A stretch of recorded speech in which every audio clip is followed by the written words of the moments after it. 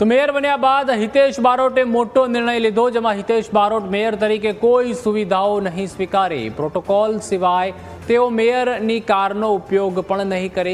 હિતેશ બારોટ હવે ઈવી કારનો જ ઉપયોગ કરશે.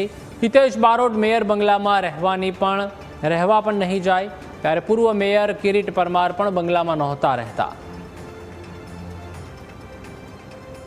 જો મેયર તરીકે તો ફેસિલિટી કોઈ લેવાનો આજ સુધી વિચારે નથી અને ભવિષ્યમાં પણ કદી થવાનો નથી. કોઈ પણ જગ્યાએ હું સલતેજમાં બુડકદેવ ગામનો સરપંચ હતો થી લઈ શરૂઆત કરેલી અને એપીએમસીનો વાઇસ ચેરમેન પણ રહ્યો છું, ડિસ્ટ્રિક્ટ બેંકમાં પણ રહ્યો છું.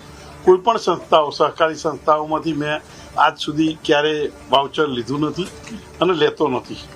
આવનાર દિવસમાં મેયર તરીકેની જે સવલતો મળવાની છે, અહીંયા પ્રજા સમક્ષ રહેવા સિવાય, પ્રજાના ચા પાણી સિવાય અમદાવાદ શહેરનું મારા માટે કોર્પોરેશનની જે કોઈ સુવિધા મળે છે એ મારા માટે કોઈ કામની નથી.